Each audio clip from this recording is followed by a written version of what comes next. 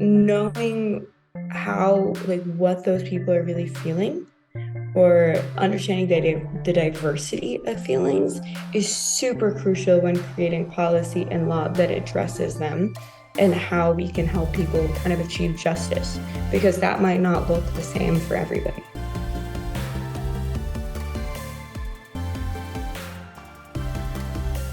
Hey everyone, welcome back to Oh My Curry Goodness. My name is Hamza Islam, and on this podcast, I talk to some of the most interesting Gen Zers, regardless of what field they're pursuing, about their story, their journey, and the things that have shaped them into the person they are today. And one of the things that I hope that each listener takes away from each guest on this podcast is the inspiration behind what they do, and understanding that they're going to do really amazing things, and you can too. It doesn't matter what your background is or who you are or where you come from. You're capable of doing something special, and also being okay to be open and honest about ourselves, because that's something that we struggle with as Gen Zers. We sometimes struggle to just be ourselves, be authentic, be vulnerable. And on this podcast, being able to talk to some of the coolest people of my generation, I hope that you're able to understand that it's okay to be a human being, because we all have unique stories, and that's what makes us special. So I really do hope that you continue to support this podcast, and starting with this episode or the past episodes. Now, my guest this week is Safia Southey, who is a human rights activist, passionate learner, and world explorer who has worked for different organizations such as the World Bank, the UN Refugee Agency, and many other organizations. In addition, her work has allowed her to go all across the world. In fact, a interesting fact about her is that she has traveled to over 100 countries, which I'm sure we're definitely going to talk about. And so I really want to be able to learn more about her story, learn about what she's learned as she has gone to all these countries, and if she ever has any interest in potentially going to all 195 or so countries. So, nevertheless, I know that was a long introduction, but Safia, welcome to Oh My Curry Goodness. Thank you so much for being a guest. Thank you so much for having me. I am super excited, and very honored by that intro. So I'm really into how the conversation goes. And just as a quick side note, listening to your intro, how really anybody can do good in whatever specific field, it's something that I'm really passionate about. Whether you're going into architecture or finance law or literally anything, I think it's really important to be able to kind of input that level of goodness into whatever works. So I'm glad that you were making this podcast and have this as your mission. So again, just really honored to be a part of it. Yeah, thank you so much. It's interesting because I'm constantly trying to figure out how to make the introduction the best. And so sometimes I find myself overthinking or sometimes stuttering, and I just want to make it perfect, but then I feel like if I'm being perfect, then I'm not being human. Because I mean, it's just it's all about being authentic, and understanding that we're bound to make mistakes. But I do try my best to give my guests the best introduction. So I really do appreciate it. I I first want to do talk about the fact that you've traveled to over 100 countries, and it's insane that this is something you've actually done. So I do want to ask, I want to address the elephant in the room. Last time I checked, I mean, and I could be wrong, there are over 195 countries. Is one of your goals in your life to travel to every single country, or is it just let me just enjoy? I'm not really worried about traveling to every country.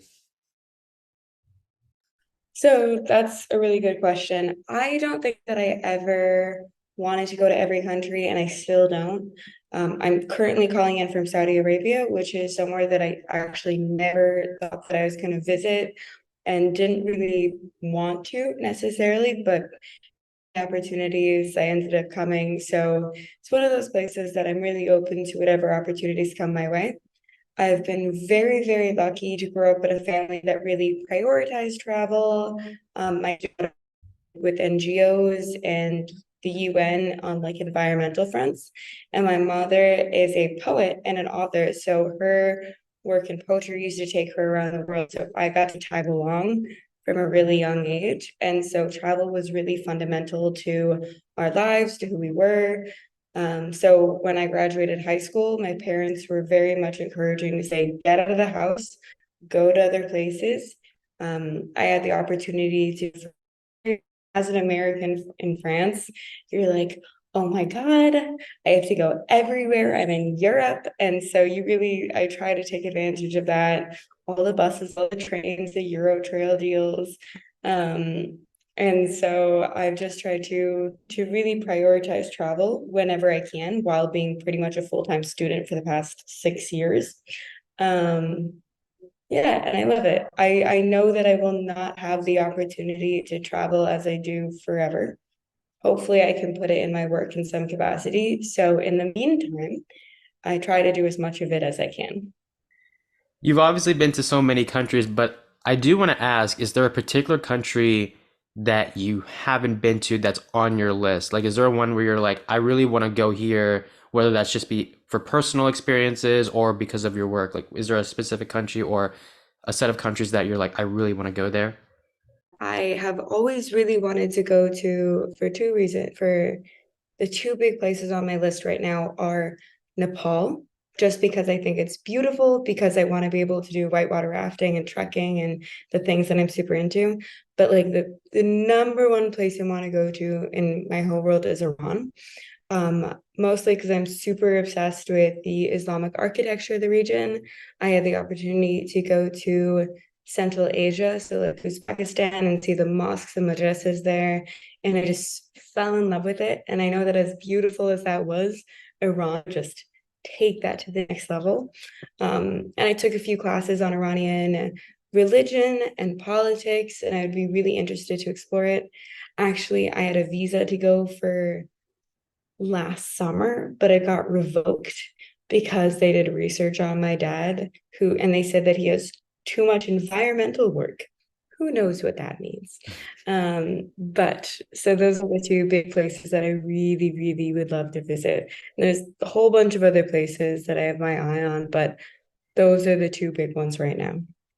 I definitely want to talk about the Middle East later on because one of the things that really sparked my interest as I got to learn a little bit about you was your passion for Middle East and like and its cultures. I want to start talking about the beginning in the sense that you were someone who had an interest in law from an early age. And what's different about me was it took me a while, like when I say a while, I mean like senior year of high school to determine what I wanted to do and where my passions lie. But one of the cool things about you is that you found something you were really interested in coming from an early age. When it comes to picking our passions, interests, career fields, whatever that may be, what stuck out about law? And was it one of those things where it's like maybe you had interest in other fields and then law stuck out, or was it more of just the moment I entered into this field as an from an early age, like I was just invested in this field. Like what was that journey like?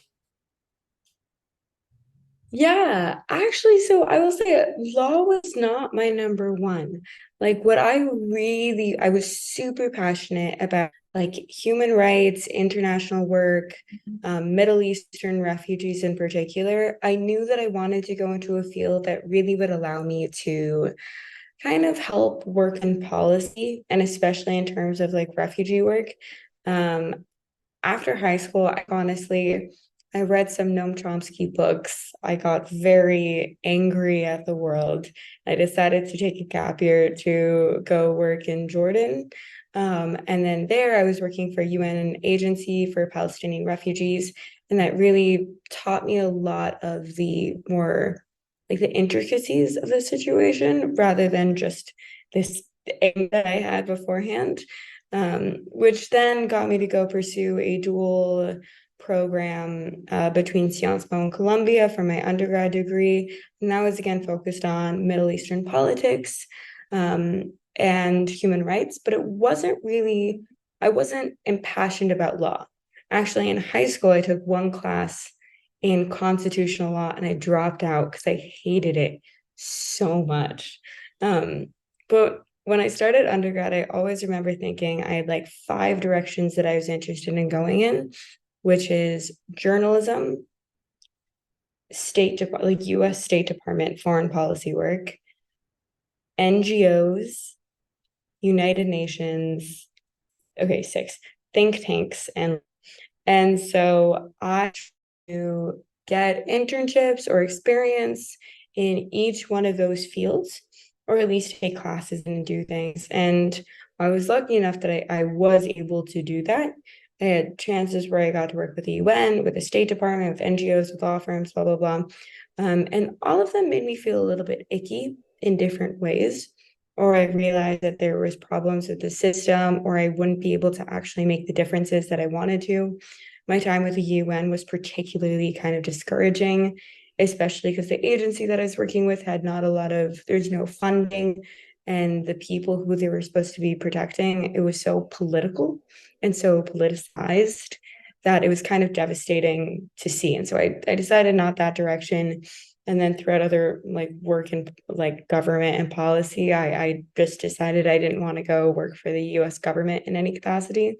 But there was one summer where I worked with a group called the Public International Law and Policy Group, which is like a pro bono law firm that works on like peace negotiations and transitional justice. And I was able to work with lawyers working in Syria, supporting Syrian opposition groups on government reform. And it totally blew my mind. And this was a whole new world of law that I didn't really know existed. And it wasn't the law that I remember in high school, which was in a court prosecuting or doing anything like that or being a judge. It was so much more connected to the people and the policy and working on like a government level. And it totally changed my perspective on law and what I wanted to do. And then from that moment on, I said, law, this is it. This is what I want to do. Yeah, I can't imagine like that. It's weird because like there are certain things where you're like there are things you like about the fields you're in, and then there's things you don't like about the fields you're in. But as long as you have that passion and it's something it's coming from like I want to do this rather than I have to do this, it's always a great sign. And Mm. I do want to ask you though, look, what are some of the things you like about human act or as a human activist or human rights activist, excuse me? And what I mean, and the thing I want to talk about specifically is more about like not necessarily the work you do, but like the things that come with the work that you do. And so, for example, one of the things, so I interviewed a professional soccer player and she competed in youth World Cups growing up.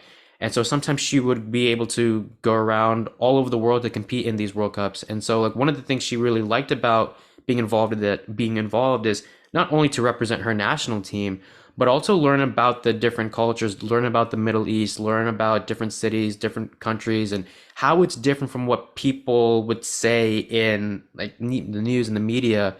And I'm sure as someone who's got to spend time in the Middle East, you obviously know the experience better than what people say in the media. But in terms of like what your field in human rights activism has helped you get exposed to, what are some of the things you really like about that aspect? I don't know if that made sense, but it's more like the outside things that have come with as opposed to like, or you can even just say like, what are some of the things that you just like about your passion in general? Yeah, I mean, there's so many things that I can touch on here that I don't even know where to start. I would say that one of the coolest things is that this kind of goes back to the travel, is that being able to work in different cultures, like it's not just like this work and this activism angle has allowed me to not only just like ooh travel for fun, but really get to meet people from different communities and talk about what those issues are. And the coolest thing is that you realize like how, of course, different people are, but how fundamentally similar we are. I have a very innate sense of that people are good from the work that I've done, and I see how much people care. And I don't think this is just me being like an optimistic person. Like when you talk to so many people, even those who aren't in the field, there are things that they care about, and you can understand that by really having those connections. And so I feel like, again, so privileged to be able to have talked to people from so many different places on so many different things, and that people really want the best, for peace, for themselves. So like there's a lack of selfishness that I am very lucky to have seen in a lot of these situations. Um, but again, like in the world of activism as well, just even on the ground, like people like me, the like other Americans, students like that, there is a really big passion, and I'm super encouraged by the direction that things are going in like our generation. I think there's way more talk about like solutions, and people are caring and thinking creatively about how that might look like. And so like I have a lot of friends doing community activism and like organizing on the ground, and looking more at how that might combine with top down efforts, how we can then combine legal things with like more grassroots efforts. I think it's really encouraging and cool to see. One of the things that I have learned, um, just I mean, from especially with this podcast, is just understanding a person's perspective. In terms of like when I interact with guests, and I think that idea still is still important wherever you go because like you said, everyone is you have it's not you being optimistic, it's just that you feel like everyone has good in them. And even though there are differences compared to the United States, there's a lot of similarities. And I think it's really important for people to understand understand different cultures because people can be angry the same way people in the United States are angry. Like they're not angry because of like to cause harm. I feel like in the Middle East, a lot of people think that when they're angry, they're dangerous. But it's like no, there are people in the United States that get angry if you cut them in traffic. Like it's one of those things. So I do hope that people actually are people. If there's one thing I hope people understand or people can take away from just meeting different people, different cultures, is to understand a person's perspective because their vision of the world is not the same as yours. Even if you had the same experiences, there's always something different. And then being understanding because, again, what you see is different from what I may see, and what others may see will be different from what you and I will see. So, learning about different cultures and different cultures and perspectives is really important. And I think once we do that, and I don't know, I mean, you probably know this better than I do. I think we can definitely eliminate those stereotypes and those biases that people may have towards certain people. Yeah, and this is one of the most interesting things. Like I come from a Jewish family. I'm not religious, but like culturally, I'm Jewish. And then like I was working in the Middle East and Palestinians, and people would say to me like, "Oh, like I'm guessing you like would hide it, or like you wouldn't tell anybody." Like no, like people don't care. Like people are happy as long as you're trying to help. And like they will assume the best intentions. And when people are angry, it's not because, oh, they're mad at me for being Jewish. There's a lot of anger at like historical circumstances that have been done to people's families on both sides. There's a lot of issues. Um, but I just think that it's like really important to understand that these things are way more nuanced. Anger and at nothing, or an identity reason. People really have their reasons. And I've been, it's been really interesting for me throughout my academic and professional career to be able to understand those reasons in a way more nuanced level than even if you read into a book. Like everybody has their different perspective, and being able to understand that also not everybody's angry about the same thing. Everybody has their different reasons for acting as they do is super important, especially for somebody who wants to go into the kind of like a policy direction of law. um, Knowing how like what those people are really feeling, or understanding the diversity of feelings, is super crucial when creating policy and law that addresses them, and how we can help people kind of achieve justice, because that might not look the same for everybody.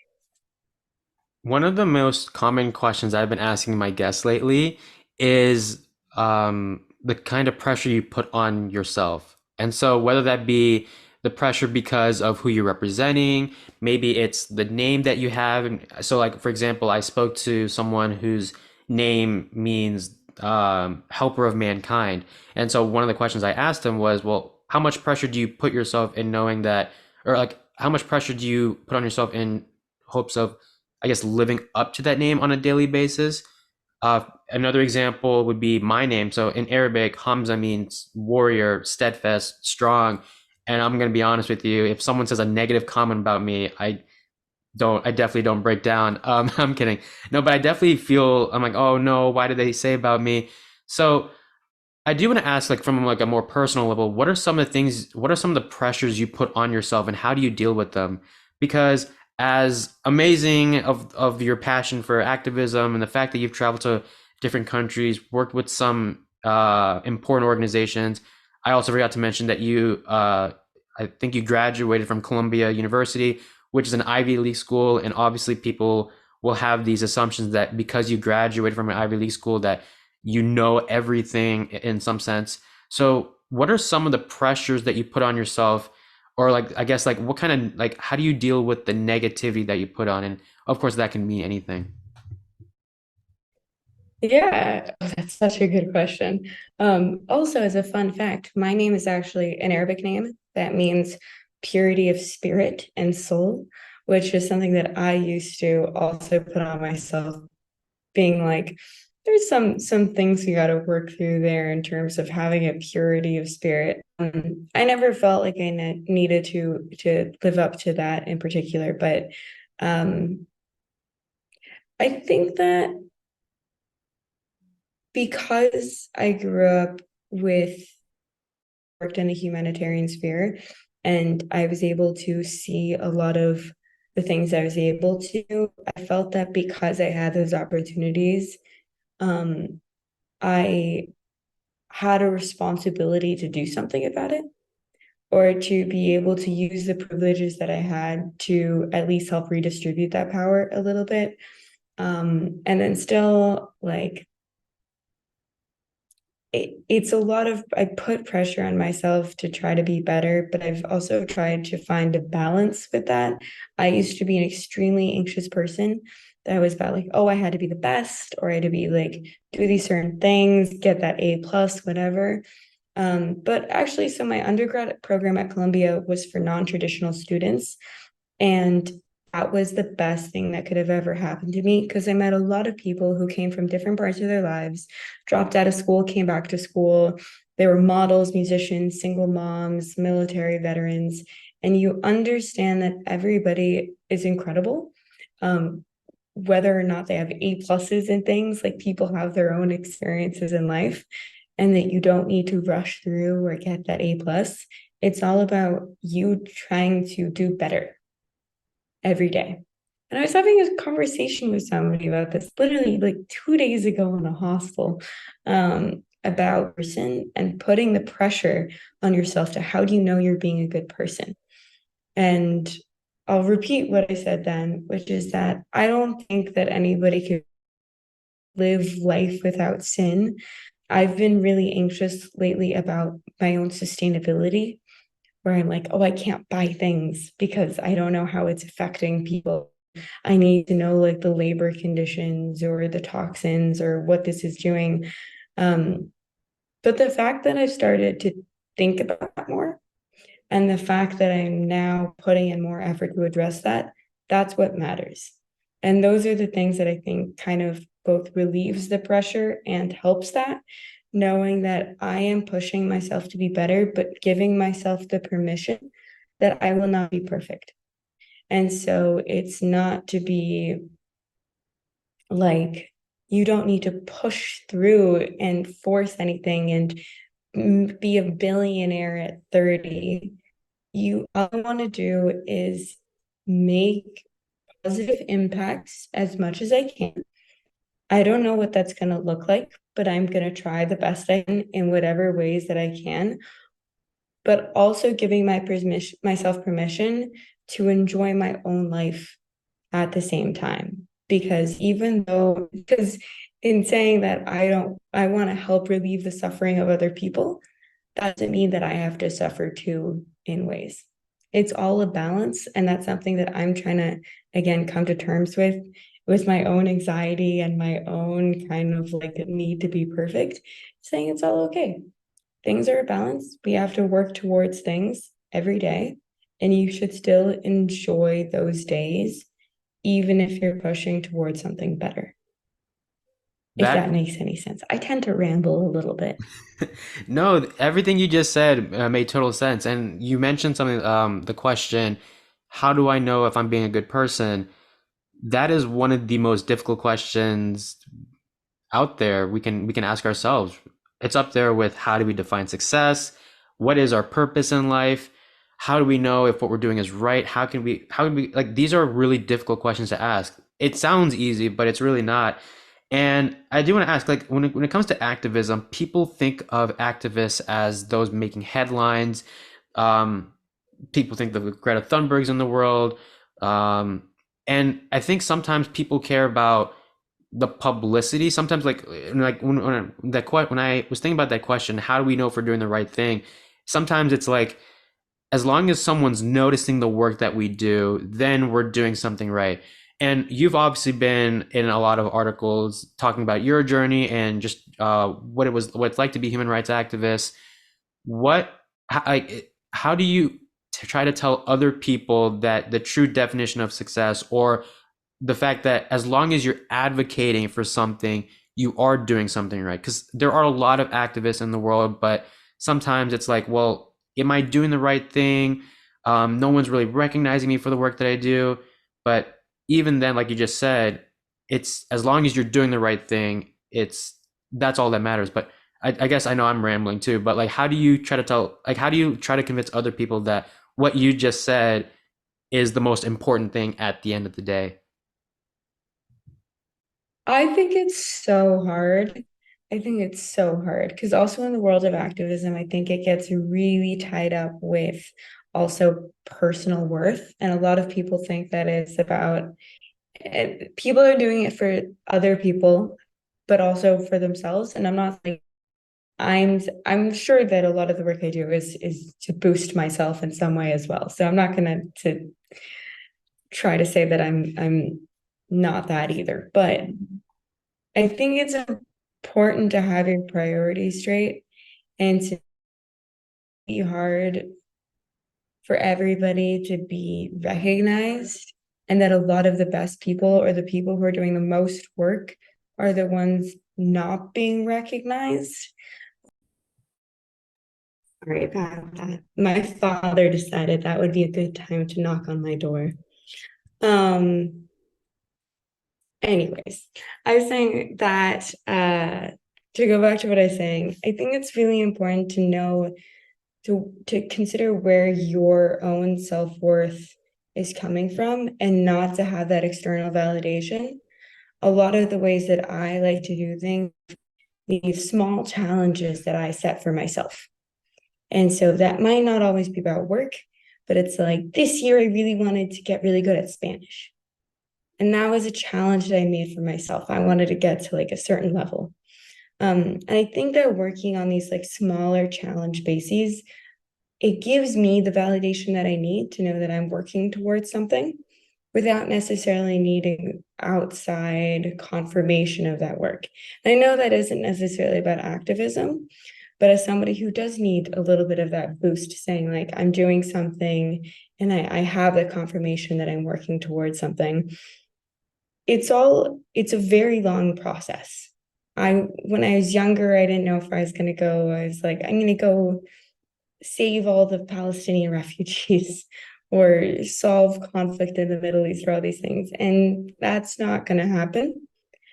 But the fact is these huge goals for ourselves isn't reasonable. And so the only thing that you can do is consider what are your own personal sets of success? What does success look like for you? What do you need as an individual? And knowing that and just recognizing that that's all that matters is that if you're working for that external validation, then you're not necessarily going to be working for the same things that will actually help people in the end. You're right. I think it is really important to learn to just focusing on yourself rather than focusing on what other people are doing. And I want to do talk about, because I know you are obviously busy traveling all over the world. One of the things I do want to talk about is I want to bring back the topic of passion, and more specifically, one of the things I've spoken to other guests on this podcast is almost treating your passion almost as like like your spouse or your kid, in the sense that, like, just because you're passionate about something, it doesn't mean everything is going to be 100% going your way. And a question that I've always wanted to ask, so I'm going to ask you, and hopefully this makes sense, is oftentimes our passions, we don't look at passion as everything going our way. There are certain things that we don't like, but we know that we have to do in order to continue doing what we do. So I do want to ask you, what are some of the things that you don't like about your passion, but you know you have to do in order to better yourself, or better your vision or your why in some sense? Yeah, I love that analogy. I'm going to use that forever about treating your passion like your spouse. Because as somebody who I just got married a month ago, um, I know that relationships are work. And just like that, like your passion is work and you can love it. And I think that that's the really difficult thing about pursuing your passion as your career, because it's something that you love, but then also it's so complicated and difficult, and then you start to hate it at times. But then at the end, it's what you care about, so you have to keep going. And I think that's why it's really complicated. And so the two things, number one, um, law school, not something that I particularly love. I really am interested in law as a thing, but so I'm going to be starting at Columbia Law School in the fall after I just finished my master's at LSE. Again, I'm a forever student, and I will just keep racking them up until finally I get the full-time job of my dreams. Um, but American law school doesn't really cater to that international human rights law or politics realm, especially Columbia, which is a heavily corporate environment. And I know that the will be very in line with what but like sometimes you have to do the things, you have to go through the process of going to law school because you know it's going to get you where you need to go. And that's something that I've kind of reconciled with myself. It's not always, but that's what it is. Other things that make me in the same kind of mind thinking, I'm going to law school, and I know that everybody else who graduated from Columbia is going to be making a lot more than me in six figures. And that as somebody who wants to do human rights and NGO work, that's something that I'm not going to have the opportunity to do. So, and I think that it's very sad in the NGO world that we do not pay the people who are doing that kind of work the same level as we do people going into corporate and big business. It makes sense. But I think there's also a culture in the NGO human rights world that you are supposed to sacrifice everything for this bigger cause. And that's something that sometimes makes me uncomfortable because I think that it is important in all these realms to have a balance in your life. As I said before, you need to enjoy it. Like you can do activism and pursue your life to try to work and like in support of other people and help. But that does not mean you have to suffer. And I think that gets really, really complicated in this field. And there's a lot of martyrdom where people think that they need to kind of give up everything in pursuit of that. And I hope that that shifts with time. I think that with more, again, our generation is pushing against that a lot more than I think the past has.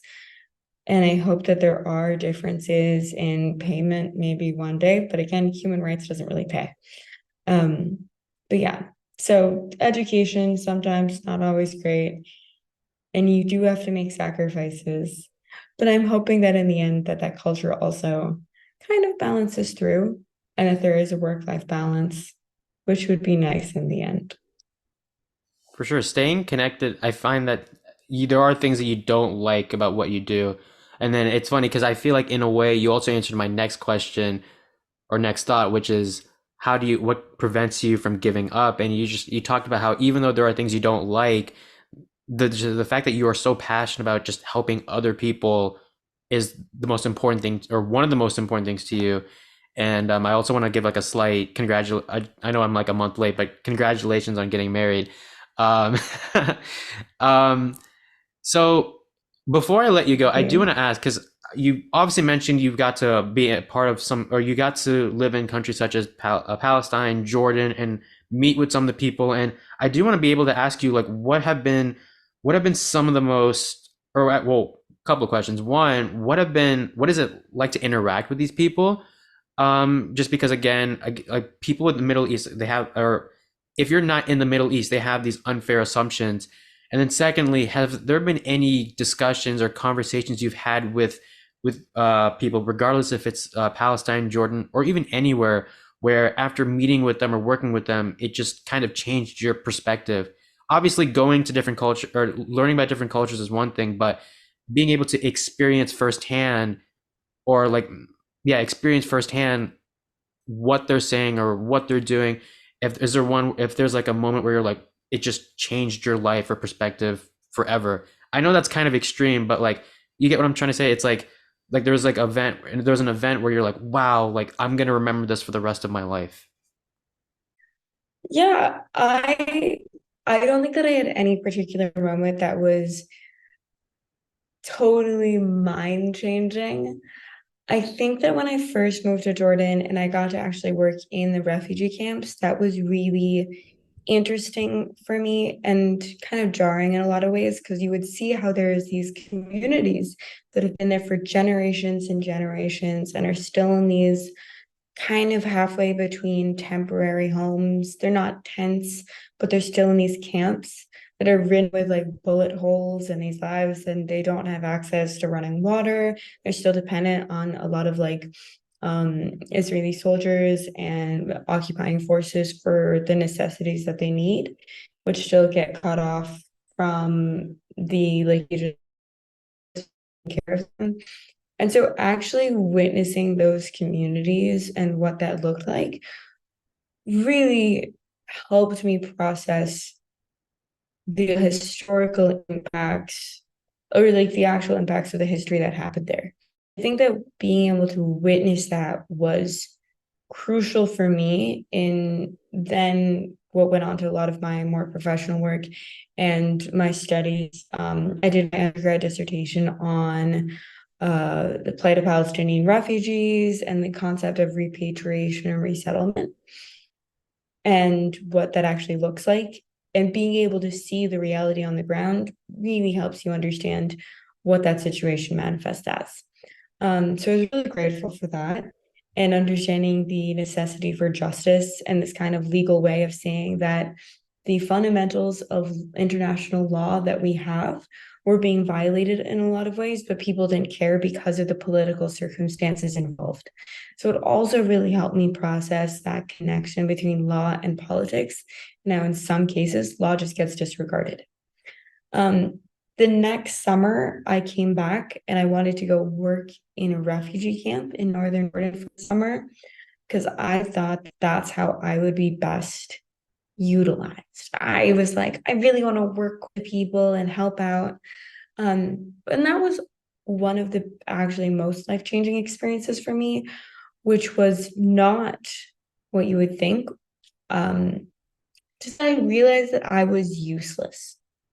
In that situation, me being on the ground with my crappy Arabic, not knowing as much as the people who were trained to be there, I was so much better suited to be helping right at the end, doing advocacy from behind a desk or like working with people. And it really helped me process that there's a lot of different roles out there, and we need to prioritize local people and local knowledge in actually helping facilitate that because they know so much more about how to do things. And I think a lot of people our age think like, I need to go help out on the ground and volunteer and do things, which I think is crucial. I think it's really important to see things on the ground so you understand what it means and talk to people. But I also think it's necessary to understand where our talents are and that sometimes we need to actually help empower local communities and facilitate that to make sure that the grassroots organizations that are already there and doing that have the resources and facilities they need because they know so much better. And that was huge for me in saying, this is not my place. I have better, like I can help. Call to prayer is happening.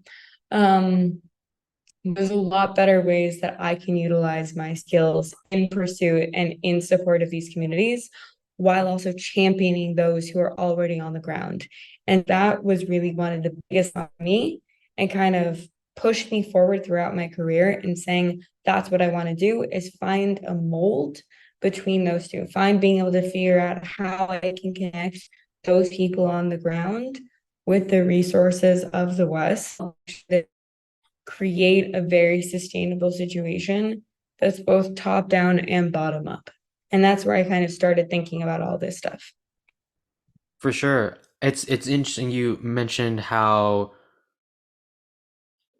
local communities and working with the people that live in these communities, it's important to listen to them. And it's funny because I've interacted with a few Gen Z politicians. I don't know why I said Gen Z. I've interacted with a few politicians on this podcast, whether that be representatives, mostly mostly representatives, or if not all representatives.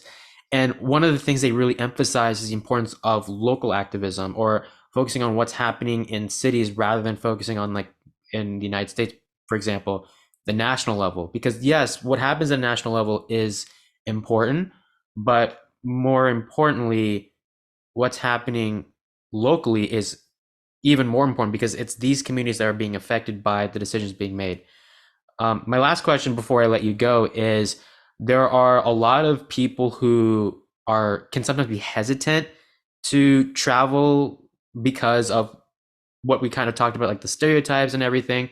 And whether that be in the Middle East or different parts of the world, for a lot of us, we tend to think of the worst case scenario, which is understandably fair. I mean, it's for whatever reason. So, as someone who's traveled to 110 countries, how do you try to convince people to be okay with traveling to different parts of the world? Yes, there's obviously uncertainty and fears. That those are understandable, and I'm sure you had those whenever you go to a new country. But at the end of the day, it is still a really great experience to learn about people from those different countries and cultures. Yeah, I love this question because I get so much concern, so much everything. And I forgot to mention this earlier, but like I remember when I first moved to Jordan, like the guy I was dating at the time, his mom sent me, she was very sweet, but with like hair conditioner and tampons and all this stuff because she's like, you won't be able to get that there. Like they're not gonna have it. And of course it's just Jordan is everything under the sun. Um, these misconceptions. And I'd say number one, like if you just learn about a place, talk to people, you realize that everywhere is so much more similar than you think. You can get your favorite brand of shampoo and conditioner in any Middle Eastern country. I I promise you that. Um, but I'd say it's like people are so much better than we give them credit for. I started hitchhiking this past year in mostly Morocco and West Africa. That goes like Mauritania, Senegal. So terrified when I say that. And throughout the past few weeks, I've been hitchhiking solo through Cambodia and Vietnam. And people really get very nervous when I say that. And I'd say that those experiences have taught me more than anything that like people are fundamentally good. People are so good. Like the human race is an incredible group of people that, of course, they do very bad things, but those people on the ground want to help you, want to talk to you. And it's not just me. This is something that I hear from everybody. Like, even if people don't speak the language, everybody is going to try to help you. And that's a promise that I can make. Traveling is one of the most incredible things in the world because you get to experience other worlds and interact with people. And even if you can't speak the language, you at least get to witness it. It is some of the most eye-opening things. And I'm never going to say that like there's a moment in my travel that really like I found myself or changed the world. And I personally grapple with like moments of awe. I try to cultivate that, but it's hard for me. But I will say the biggest thing about travel that has helped me is understand the fundamental goodness of people and understand that people deserve way more than we give them. And also not, and just to say that like any prejudices that we have about it's probably all just a construction of rumors or things, and it really helps you get rid of those prejudices as soon as you start traveling and understanding that things are a lot better than you think they are. Yeah, so get out there, do things, and go wild. Maybe don't start by hitchhiking, but I promise that it's all it's all very good. Also, like I grew up in a neighborhood that was considered dangerous. My friends in school weren't allowed to come see me or come to my neighborhood. And I think that really helped me kind of question a lot of those conceptions when people were like, that place is dangerous. I was like, well, people would say that where I live is dangerous, but I know that people are good. Like, so I don't understand where this comes from. And I would go out with a sense of determination almost to prove people wrong. And every single place I have been proven that like people are wrong and that in general people are good in the world. So that's all I can say. Encourage people to travel, encourage people to learn and read as much as you can. And if you're nervous about it, send me a text, ask my advice. I don't care. DM me. Happy to talk about travel or life for absolutely anything at any point in time. Oh, I love that. Yeah, people are fundamentally good, and it's all about learning about different perspectives. So these are really important things, and I hope that more people continue to do that in the future. But Safia, I just want to say thank you so much for joining the podcast. I know you are in Saudi Arabia, so I know it's getting relatively late there, but nevertheless, thank you so much for sharing your story, your experiences, and for talking to us about how it's okay to learn about different cultures and understanding that people are good and perspectives are different. One perspective is not the same as another, and I think these are really important things to acknowledge when we learn about different cultures. Mhm. No problem. Thank you for having me. Sorry for the crappy internet and lighting. So I appreciate you accommodating me forever. And I'm super excited for everything you do on this podcast. Um, and excited to listen to more of your episodes upcoming. Hear from cool Gen Zers. So thank you. Thank you guys so much for listening to this episode. If you guys like what you saw, be sure to subscribe to this podcast on Apple Podcast, Spotify, or wherever you get your podcast. You can also follow us on Instagram at the OMCG Podcast for more information on guests, preview clips, and more. Please continue to support this podcast in the future, and I can't wait to see you guys in the next episode.